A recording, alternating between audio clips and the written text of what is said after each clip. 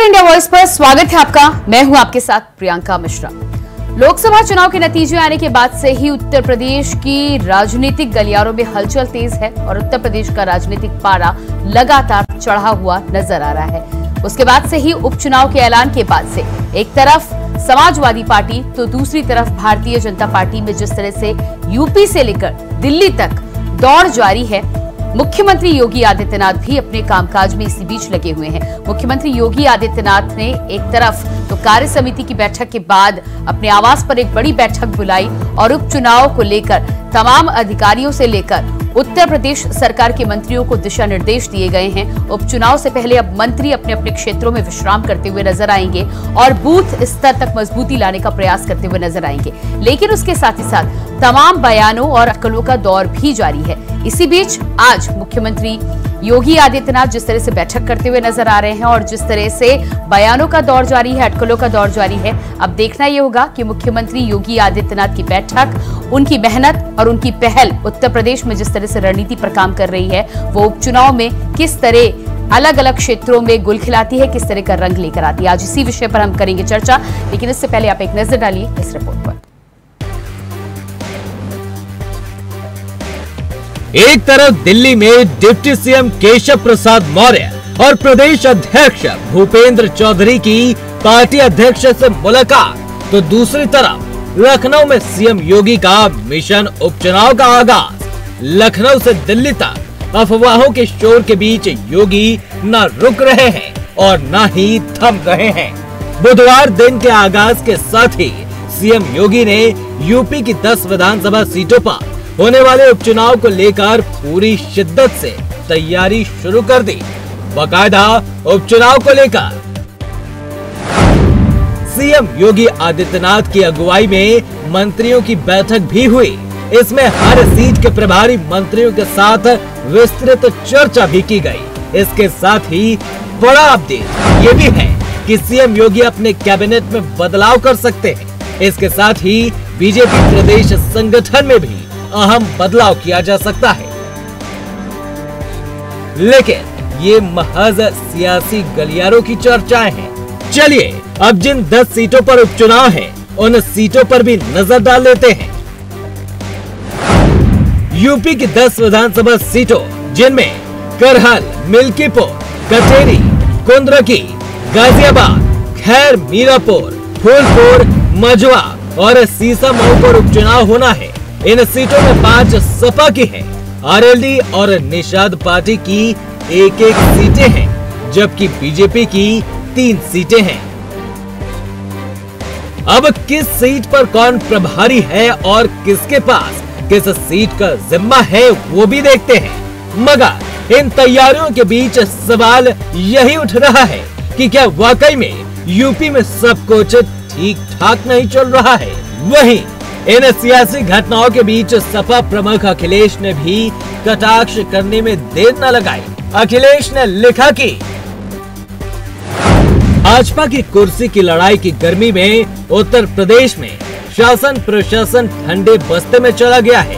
तोड़फोड़ की राजनीति का जो काम भाजपा दूसरे दलों में करती थी, अब वही काम वो अपने दल के अंदर कर रही है। इसलिए भाजपा अंदरूनी झगड़ों के दलदल में धंसती जा रही है। जनता के बारे में सोचने वाला भाजपा में कोई नहीं है। अब लखनऊ से दिल्ली तक अफवाहों के शोर के बीच योगी अपने मिशन में जुट गए हैं। Bureau report, India voice, Lucknow.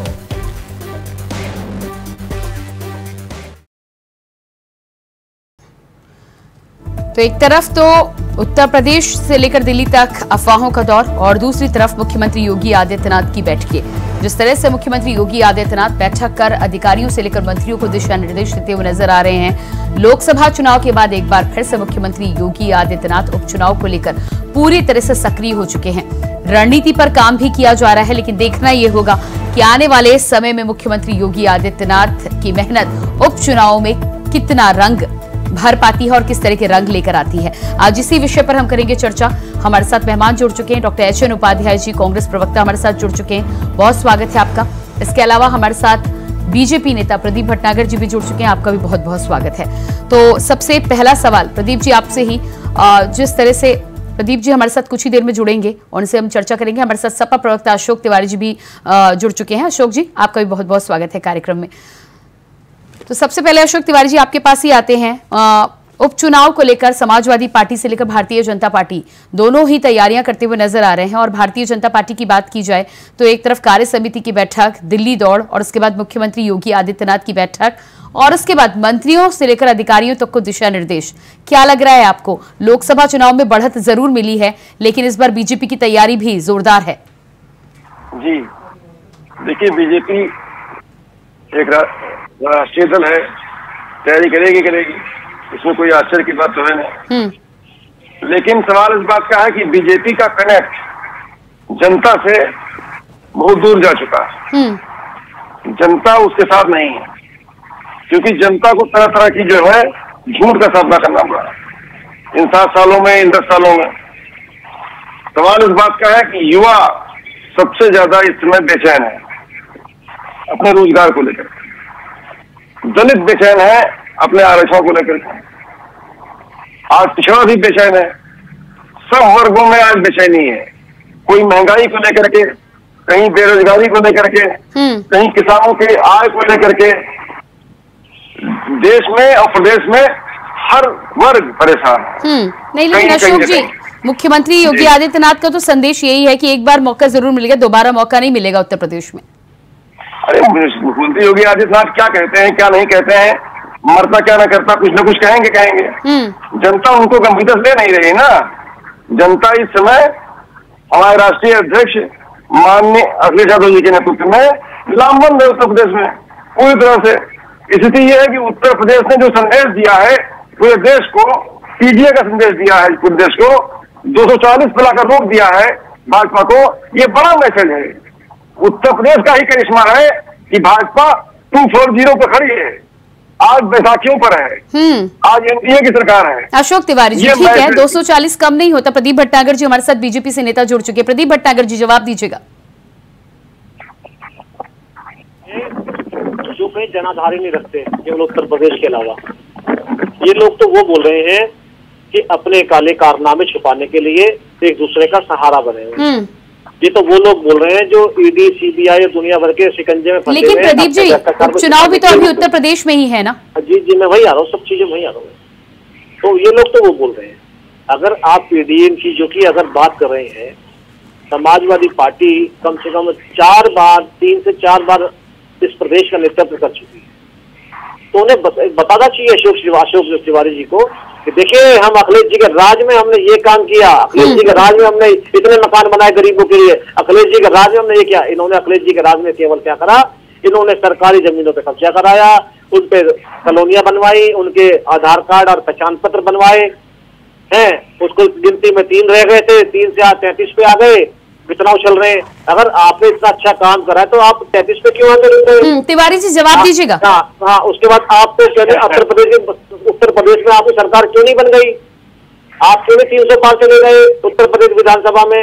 आप क्यों नहीं 300 पार चले गए लोकसभा के अंदर? तिवारी जी, जवाब दीजिएगा। लेकिन प्रदीप जी, 22 से 24 में स्थिति, 22 से 24 में स्थिति पलटी है। जी, मैं ये कहना चाहता हूँ, आप पीडीए की बात करें, अच्छी बात है, देश जनता के बारे में सोचना चाहिए, पिछड़े गरीबों के बारे में सोचना चाहिए, बहुत अच्छी बात है। मैं तो आपकी पार्टी को पेश करता हूँ, मगर आप बताया करिए कि हमने पीडीए के लिए जो हमारे 100 से ऊपर विधायक जीत के आए, उन्होंने ये काम किया, उन्होंने इतना फंड बांट दिया। जो लोग घटना में जाने के बावजूद भी 2 रुपए सहायता नहीं कर सकते, वो लोग यहाँ बैठ के उदाहरण दे रहे हैं। पीडीए, एक मिनट मौका दे दीजिएगा। जी तिवारी जी। जी देखिए, बुजुर्गों की तरफ से पुरानी बातों में रहना भाजपा की आदत हो गई है। तो पुरानी बात तो आप ही करते हैं। आज पीडीए पूरी ताकत से हमारे साथ खड़ा है। आज पिछड़ा, दलित, अल्पसंख्यक, आधी आबादी अगड़े, यहाँ तक कि ब्राह्मण और क्षत्रिय वैश्य भी, सर्वजन समाज हमारे साथ खड़ा है। आज 24 का चुनाव देख लीजिए, जहाँ हम जीते हैं वहां जीते हैं, जहाँ हम हारे हैं वहां भी हमें वोट मिला है। सबका सच्चाई ये है कि पूरा तिवारी जी 80 पे क्यों नहीं आ गए? और बिना अगर आपके साथ सारे खड़ी है तो 80 क्यों नहीं कर दिया? जुड़े हुए हैं।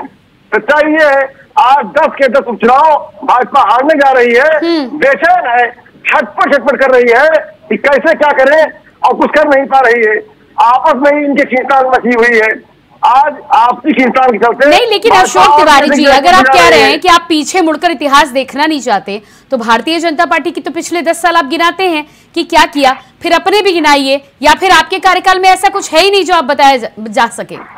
अरे बहुत कुछ है, जनता जानती है, बताने की जरूरत नहीं है, जनता को सब पता है। अरे तो जनता को पता था तो फिर जनता ने 2022 में भारतीय जनता पार्टी को क्यों चुन लिया? अरे 22 में क्यों चुन लिया, 14 में क्यों चुन लिया, 17 में क्यों चुन लिया, ये पहले की बातें हो चुकी हैं। आज आइए मैदान में, आज मैदान में आइए, आज आपको शिकस्त खानी पड़ रही है। आज हम झूठ बोल के वोट ले लेंगे, 8,500 रुपए खटाखट डाल देंगे, 25,000 साल के देंगे, जनता को लुटवा देंगे। पहले उत्तर प्रदेश का बनता दान कर दिया, उत्तर प्रदेश को लूट के फेंक दिया चाचा भतीजे और पापा ने। अब फिर एक बार बारी आएगी तो चाचा भतीजे पापा को उत्तर प्रदेश में लूट लेंगे। देश को लूटा कांग्रेस ने, उत्तर प्रदेश को लूटा समाजवादी पार्टी ने। स्वास्थ्य व्यवस्था अच्छी कर दी थी हमने, उत्तर प्रदेश को लूटा समाजवादी पार्टी ने, देश को लूटा कांग्रेस ने। आज सारे चंबल से निकल के आज लोकसभा में पहुंच गए। चलिए, आप आगे की बात करना चाहते हैं तो आगे की बात कर लेते हैं। उपचुनाव की बात हम कर रहे हैं, उपचुनाव की बात कर लेते हैं। 5-5 सीटें कब्जे में हैं, यहाँ पर दावा आप कर रहे हैं। इस बार कितनी सीटें अशोक तिवारी जी? इस बार हम 10 की 10 सीटें जीतने जा रहे हैं। इनकी एक दिन पहले आपके प्रवक्ता 9 बोल रहे थे, 1 छोड़ रहे थे, आपने वो भी जोड़ ली। 10 की 10 सीटें हम जीतने जा रहे हैं। कोई सी भाजपा नहीं पाने जा रही है। भाजपा पूरी तरह बोला है, अंदरूनी से बोला, जूझ रही है। भाजपा में अंदरूनी चला है, भाजपा बयान दे रहे हैं कि भाजपा भाजपा के कहाँ झगड़ा देखा बयान नहीं है, भाजपा में मोदी झगड़ा देखा इतना आपने कहाँ झगड़ा देखा? जीवन में नहीं अपने बेटा को पाटों को धक्का देखा, हमने भतीजे को चाचा से माइक खींचते देखा, हमने चाचा को धक्का मारते देखा। बड़े मन से सारी बातें जनता के सामने है। हाँ, जनता के सामने भाजपा के लोग ही बोल रहे हैं ऐसी बात। जी, किसने बोला? ठीक है, आती हूँ आपके पास। हमारे साथ doctor H N Upadhyay ji भी बने हुए हैं। Doctor H N Upadhyay ji, उपचुनाव की अगर हम बात करें तो एक तरफ इंडिया गठबंधन, दूसरी तरफ एनडीए। समाजवादी पार्टी के पास 5 सीटें हैं और एनडीए के पास भी 5 सीटें हैं। लेकिन इस बार दावा, जिस तरह से लोकसभा के चुनाव हैं, जाहिर सी बात है कि समीकरण बदलते हुए नजर आ रहे हैं। लेकिन उसके ऊपर मुख्यमंत्री योगी आदित्यनाथ की मेहनत भी एक बार फिर से शुरू हो गई है। प्रियंका जी, आप जैसे कह रही हैं, आप देखिए कल ही अभी इनके बहुत वरिष्ठ मंत्री राजेंद्र प्रसाद सिंह उर्फ मोती सिंह ने ये बात कही कि अपने राजनीतिक जीवन में 42 साल में इतना भ्रष्टाचार कभी हमने नहीं किया। ठीक है, जिस तरह से शिक्षकों को ऑनलाइन अटेंडेंस के मामले में बैच फुट पर आई, जिस तरह से इनकी केंद्र सरकार ने 700 किसानों की मृत्यु के बाद कानून वापस लिया था, संजोग से इन्होंने पहले ही चेक किया जो 13 उपचुनाव होना, 10 सीटों का उपचुनाव होना है उत्तर प्रदेश में। नहीं, लेकिन वो तो समय रहते सुधार कर रहे हैं ना। ठीक है, अगर गलत कदम आया भी तो गलत कदम को पीछे भी हटाया। भैया फिर आगे गलती करेंगे। इनको तो बस चुनाव का है, बस चुनाव किसी तरह चुनाव जीत जाए, योगी जी अपनी कुर्सी बचा ले, जिन पर लगातार खतरा बढ़ रहा है, बस ये फिर अपने मन का जिसकी प्रवृत्ति है। प्रदीप जी, इस पर जवाब दीजिएगा। नहीं, सुनिए प्रियंका जी, आप बताइए, एक शादी बहुत लोकप्रिय कई महीनों से चल रही थी। शादी होती है कि माँ बाप घर पर भार पड़ता है। पहली ऐसी शादी थी जो आम जनता पर भार पड़ा है। जियो का रिचार्ज इतनी बढ़ाकर पूरे शादी का पैसा वसूल लिया गया। हमारे प्रधानमंत्री आदरणीय मोदी जी भी बहुत स्वागत करने गए थे। Doctor H N Upadhyay ji, अब इसकी पुष्टि किसने की, किस अथॉरिटी से इसकी पुष्टि? प्रदीप जी जवाब दीजिए। अरे भैया, जियो रिचार्ज तो अकेले जियो का रिचार्ज थोड़ी ना बढ़ाए उपाध्याय जी, बाकी और कौन उनका भी रिचार्ज बढ़ाए। जब सरकार जब महंगाई प्रदीप जी जवाब दीजिए पर आ जाती है, रखने की बात आती है, महंगाई की बात नहीं करती है। चुप नहीं होते हैं, बोल के बीच में चुप नहीं होते। समीक्षा कर लीजिए। कि मुख्यमंत्री जो है अपनी कुर्सी बचाने में लगे, मुख्यमंत्री अपनी कुर्सी बचाने में लगे। क्या करे थे? अगर माननीय मुख्यमंत्री जी को कुर्सी की अगर इतनी होती, इस तरह लॉ एंड ऑर्डर चल रहा है, गुंडे बदमाशों को खार के फेंका जा रहा है, जैसे धूल में मिलाया जा रहा है, तो कुर्सी के चक्कर में भैया ना ही करते। क्या अशोक गहलोत नहीं, लेकिन प्रदीप जी फिर आपकी पार्टी के नेता प्रदीप जी एक मिनट, अगर इतना ही लॉ एंड ऑर्डर का आप दावा करते हुए नजर आते हैं तो फिर आपकी पार्टी के ही मंत्री क्यों 42 साल में इस तरह का बयान देते हुए नजर आते हैं कि इस तरह की कानून व्यवस्था नहीं देखी? पहले आपकी पार्टी के नेता तो संतुष्ट हो जाए ना, तब तो विपक्ष को संतुष्ट करेंगे आप। देखिए, भारतीय जनता पार्टी ने कार्यकर्ताओं से समीक्षा बैठक रखी थी लखनऊ के अंदर और मीडिया से दूर रख रखी थी, मगर फिर भी मीडिया कुछ कर्मी हमारे वहां पे बैठे हुए। तो वो समीक्षा बैठक संगठन की थी, वो जनता के लिए नहीं थी पहले चीज तो इस चीज के संगठन की बैठक को संगठन के चिंतन में थी। वो मैं समझता हूँ मीडिया को चीज को नहीं देखना। बड़ी बात ये है कि ये फैक्ट अगर निकल कर सामने आता है कि 42 साल में स्थिति, तो फिर चाहे आपके संगठन की बैठक हो या जनता के बीच बैठक हो। एक मेरा थोड़ा पूरा कर लो। मैं संगठन की समीक्षा बैठक में समीक्षा हो रही थी कि लोकसभा में कहाँ कमी रही, समीक्षा हो रही थी कार्यकर्ताओं की क्या शिकायतें, समीक्षा हो रही थी प्रशासन कैसा चल रहा है, समीक्षा हो रही थी कि जो हमारा जमीनी कार्यकर्ता से लेकर और सांसद तक है उसकी समीक्षा हो रही, हम किन चीज से दूर और किससे नजदीक है। और वो हर संगठन में होती है। सवाल ये है कि आपके नेता ने सवाल उठाया कि नहीं उठाया? अरे मैं बोल तो रहा हूँ, मैं आपको बोलता हूँ, जनता के बीच में नहीं उठाया, समीक्षा बैठक में कोई सवाल नहीं उठाया, उन्होंने एडवाइस दी है तो सवाल तो मत दीजिए उसपे। कांग्रेस नहीं है जो राजा बाबू जनता से या कार्यकर्ताओं से नहीं मिलते। कौन है भैया पीछे बोल रहे हैं? आप आपके पीछे बोले, सुनिए। समीक्षा बैठक संगठन की थी, मीडिया बैठक नहीं थी। पहले तो मैं स्पष्ट कर दूं, पहले आपको भी और जनता को भी।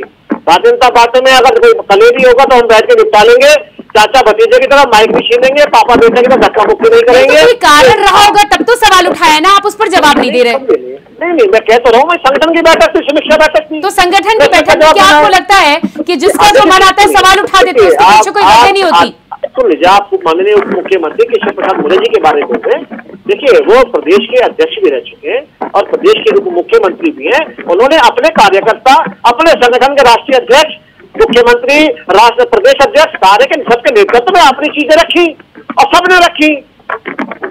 और समीक्षा बैठक में रखी, उसमें क्या दिक्कत है? हर कोई करता है। या ये हो कि अध्यक्ष जी से माइक छीन लिया हो या चाचा की तरह धक्का मार दिया हो भतीजे ने, ऐसा नहीं है ना। संगठन सिस्टम है, ये भाजपा है। नहीं तो अब ये कोई होड़ थोड़ी ना लगी है कि कहीं पेपर फाड़ा जाएगा तो आप सवाल उठाएंगे तो धक्का मुक्की करेंगे। ठीक है, खैर मैं मुद्दे पर आती हूँ, मुद्दे पर वापस आते हैं। सवाल यहाँ पर यह है कि अब जो रणनीति बनाई गई है कि मंत्री अपने अपने क्षेत्रों में रात्रि विश्राम करेंगे। प्रदीप जी। हाँ, देखिए, भारतीय जनता पार्टी में जो प्रदेश की सरकार में मंत्री प्रभारी हैं, सांसद है, मोती सिंह के बयान पर जवाब दीजिए। प्रदीप जी, मोती सिंह के बयान पर जवाब दीजिए। उन्होंने कहा भ्रष्टाचार फैला हुआ है आपके शासनकाल में। दो नाम बताइए भ्रष्टाचारियों के, दो नाम बताइए भ्रष्टाचारियों के, दो नाम बताइए। इसका राष्ट्रीय अध्यक्ष हो, भ्रष्टाचार में डूबा हुआ हो, सीबीआई नोटिस में हो, बताइए दो नाम बताइए भ्रष्टाचारियों के। दो नाम बताइए, जवाब दें। दो नाम बताइए। मंत्रियों में मैं कह रहा हूँ, इससे बड़े विधानसभा मंत्रियों में दो नाम बताइए। उन पर कौन से दो नाम बताइए? सिंह के बयान पर जवाब दीजिए। अरे दो नाम बताइए। भ्रष्टाचार बोलना बड़ा आसान है। प्रदीप जी, आपके बात करके जाइए पूरी। अशोक जी, आप बहुत गंभीर प्रवक्ता है।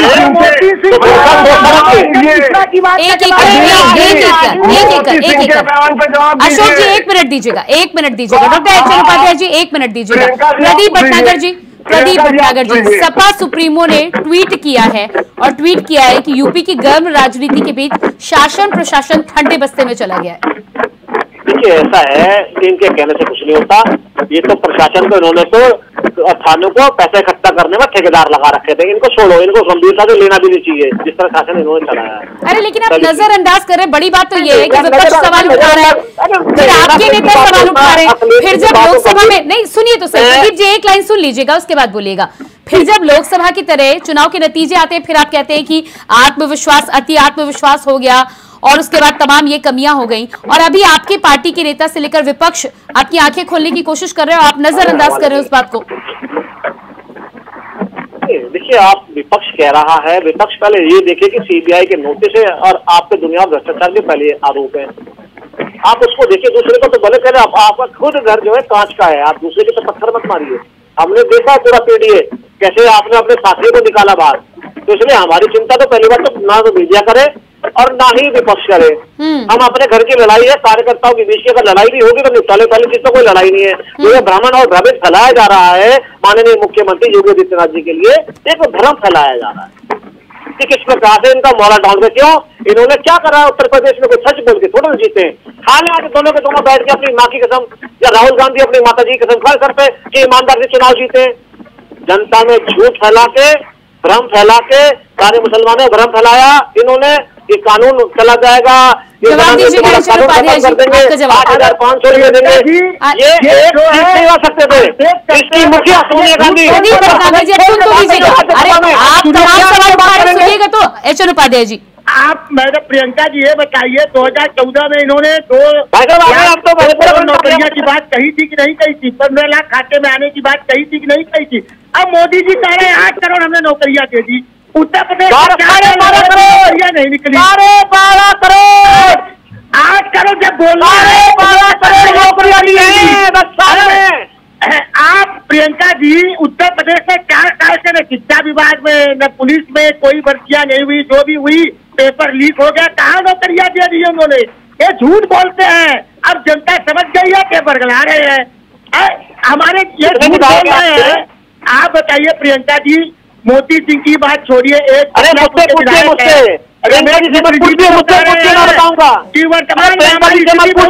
पूरी जनता इंडिया गठबंधन के तरफ मुड़ गई है। नहीं तो प्रदीप जी आप ही बता दीजिए, आरओ से लेकर तमाम पेपर लीक, कितनी नौकरियां दे दी आपने उत्तर प्रदेश में? और रोजगार, नौकरियों और रोजगार में अंतर है, नौकरियों और रोजगार में अंतर है प्रदीप जी। बिल्कुल बताऊंगा, बिल्कुल बताऊंगा।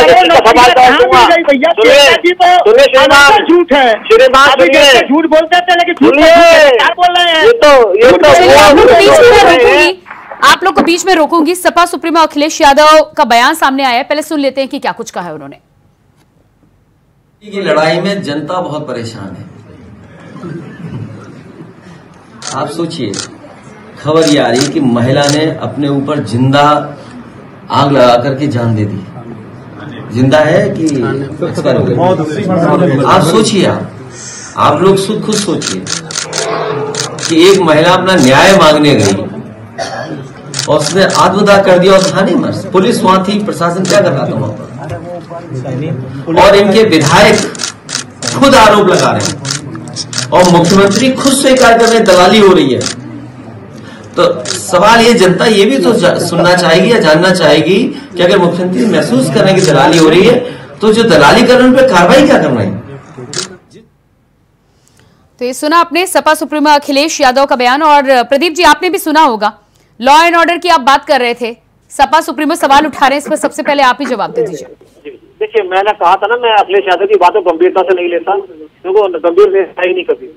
नेता गंभीर होते सीबीआई के नोटिस पे जाते। अरे प्रदीप जी, सत्ता पक्ष में रहकर अगर आप विपक्ष की बात गंभीरता से नहीं लेंगे, मैं गंभीरता से नहीं लेता, तो आप भी एक तरह से संविधान का अपमान ही कर रहे हैं। सत्ता पक्ष में बने रहने का मतलब ये नहीं होता है कि विपक्ष की बात को आप नजरअंदाज करेंगे। सुन तो लीजिए मैडम, मैं सुन तो लीजिए। देखिए, उत्तर प्रदेश की जो पुलिस है वो पुलिस समाजवादी पार्टी की भी रही है, और अब वो जो है वो पुलिस जो है उत्तर प्रदेश में भाजपा सरकार है उसके नेतृत्व में भी काम कर रही है। तो पुलिस तो वही है, मगर पुलिस का उपयोग कैसा करा उस पार्टी ने और इस पार्टी ने? पहले थाने में एफआईआर लिखने के लिए बेचारा दलित हो, तो अभी भी तो वो सवाल कर रहे हैं कि महिला जलकर मर जा रही है, न्याय नहीं मिल रहा है। अशोक तिवारी जी, और आप लॉ एंड ऑर्डर की बात कर रहे हैं, आपके नेता खुद सवाल उठा रहे हैं और आप अपनी आंखें और कान बंद करके बैठे हुए हैं। कभी कभी राहुल के साथ कई बार अखिलेश यादव ने। ठीक है, समय मेरे पास बहुत ज्यादा नहीं है। अशोक तिवारी जी अपनी बात रखिएगा। प्रियंका जी देखिए, इतनी उपाध्याय जी आती हूँ, 1 मिनट दीजिएगा। अशोक तिवारी जी, इतनी गंभीर बात एक महिला आत्मदाह कर लेती है समस्याओं को लेकर के। योगी जी कहते हैं दलाली कर रहे हैं कुछ लोग, जो लोग दलाली कर रहे हैं उनके ऊपर क्या कार्रवाई कर रहे होंगे जी? इतने मुंह दर्शक क्यों बनाए होंगे जी? ये हालत है उत्तर प्रशासन का, यही तो कह रहे हैं। और ऐसी बात को, इतनी गंभीर बात को आप हल्के में लेता हूँ, संस्थापक जो है जनता सुन रही है, दर्शक सुन रहे हैं आपके। इंडिया वाइड जैसे बड़े चैनल पर ये डिबेट हो रहा है और प्रियंका मिश्रा जी से करा रही है डिबेट। ये सामान्य डिबेट नहीं है, ये बहुत महत्वपूर्ण डिबेट है और इस डिबेट को आपको गंभीरता लेना चाहिए, इतने हल्के में नहीं बोलना चाहिए आपको। रही बात भाजपा की, भाजपा तो जनता की नजरों से गिर गई है। भाजपा सरकार के कुछ दिन बचे हैं एन के एन प्रकार और जो है 10 के 10 चुनाव आप आगे जा रहे हैं। अब मैं इसी आचार विचार पर उपाध्याय जी ये प्रदीप जी कह रहे हैं कि हमारी पुलिस काम कर रही है। जैसे जालौन में अभी हमारे कांग्रेस पार्टी के प्रदेश अध्यक्ष अजय राय जी अपनी प्रतिनिधिमंडल से गए, एक पुलिस की हिरासत में जिस तरह से उसकी मार पीट कर हत्या कर दी गई, इनकी पुलिस ऐसे ही काम कर रही है। एक उदाहरण अभी 2 दिन के अंदर की बात है। ये जिसको चाहते हैं यही बुलडोजर वाली नीति पुलिस प्रशासन भी करती है, आम गरीबों पर, पिछड़ों पर, दलितों पर, गरीबों पर। प्रदीप जी जवाब दीजिएगा, बुलडोजर जब इतनी आसानी से चल सकता है तो कानूनी कार्रवाई में क्या दिक्कत है? देखिए पहले चीज तो देखिए ये पार्टी दल वो है ना तो ये देश के लिए हित में बोलेंगे ना कभी प्रदेश के हित के लिए विकास के लिए खड़े हमारी बात मुझे बीच में मत बोलिए। हमारे इनसे बुलवा लो सारी चीजें एक मिनट दीजिएगा उपाध्याय जी, सुन लीजिएगा। देखिए लॉ एंड ऑर्डर की बात तो ये है, आप अगर बुलडोजर की बात करते हैं जबरदस्ती किसी में बुलडोजर नहीं चलता है। ये वही दोनों लोग बैठे हैं जो अंसारी को और आतिक अहमद को शरण देने वाले हैं, और जो माफिया जो वही दोनों माफिया जो कब्जा की जमीन हजारों बीघे बैठी थी उन पे सरकारी उसमें गरीबों के मकान भी बिक गए। नहीं लेकिन प्रदीप जी न्याय मांगने के लिए अगर महिलाओं को आत्मदाह करना पड़े तो शर्म आनी चाहिए आपको ऐसी सरकार पर। किस चीज में शर्म आनी चाहिए? जी किस चीज में शर्म आनी चाहिए? आपके राज्य में एक महिला, एक असहाय महिला न्याय मांगते मांगते आत्मदाह कर लेती है, इस पर आपको जरा भी संजीदगी नहीं है, जरा भी शर्मिंदगी नहीं है? देखिए शर्मिंदगी और बेशर्मिंदगी की बात तब है जब संज्ञान को संज्ञान मेरे पास हो पहले। और देखिए हम लोग 25 करोड़ जनता उत्तर प्रदेश के लिए बैठे हैं, यहाँ पे अपना घर चलाने के लिए नहीं बैठे हैं ना, हमें अपना घर भरना है। 25 करोड़ की सुरक्षा का जिम्मा भी आपके ऊपर है, फिर उसमें एक महिला हो या एक बच्चा, उसकी जिम्मेदारी आपके ऊपर है। फिलहाल प्रियंका जी आपने सवाल करा, पूरा तो कर लो, मैं 2 सवाल फिर डाल दीजिएगा। ठीक है, बहुत छोटे से जवाब दीजिएगा प्रदीप जी, मेरे पास ज्यादा समय नहीं है। हाँ जी आदरणीय प्रियंका जी, उत्तर प्रदेश की सरकार जो है वो 25 करोड़ जनता की सरकार है और 25 करोड़ जनता के लिए काम करना है। अरे तो वो महिला उसी 25 करोड़ में थी ना प्रदीप जी? सुन तो लीजिए, मैंने वो महिला 25 करोड़ से अलग थी क्या? आप मुझे बता दें। मेरे संज्ञान में नहीं है जी, मैं कुछ नहीं स्टेटमेंट दे सकता, मेरे संज्ञान में नहीं है अभी। अरे ये तो फिर प्रदीप जी बहुत अच्छी बात हो गई ना कि खबर पूरी चल गई, खबर की जानकारी अब आप अंत में जब जवाब ना हो तो आपको जानकारी नहीं है। खैर फिलहाल मुझे जवाब नहीं मिल रहा, उम्मीद करती हूँ आप जानकारी लेंगे और जानकारी के बाद आगे कुछ हो पाएगा। आपको थोड़ा अगर संज्ञान में दे देता हूँ, अगर गलती करी है अगर किसी प्रशासन के या पुलिस महकमे ने, उसको सजा मिलेगी और इंडिया वॉइस ही चलाएगा। ठीक है, जल्दी मिले तो बहुत बेहतर होगा, जल्दी मिले तो बहुत बेहतर होगा। प्रदीप भटनागर जी बहुत बहुत धन्यवाद। एच.एन. उपाध्याय जी आपका भी बहुत बहुत धन्यवाद। अशोक तिवारी जी बहुत धन्यवाद जुड़ने के लिए। तो उत्तर प्रदेश में जिस तरह से उपचुनाव को लेकर चहलकदमी जारी है, समाजवादी पार्टी से लेकर भारतीय जनता पार्टी और भारतीय जनता पार्टी में तो यूपी से लेकर दिल्ली तक दौड़ चल रही है। अब देखना यह होगा कि मुख्यमंत्री योगी आदित्यनाथ की मेहनत एक बार फिर से उपचुनाव में क्या कुछ रंग लेकर आती है, और साथ ही साथ भारतीय जनता पार्टी के घर के भीतर से लेकर बाहर तक जिस तरह से अफवाहों का दौर जारी है, वो क्या उपचुनाव के बाद थमता है या और अधिक तेजी से भड़कता है। फिलहाल हमारे इस खास कार्यक्रम में इतने खबरों की बनी रही इंडिया वॉइस के साथ। मुझे दीजिए इजाजत, नमस्कार।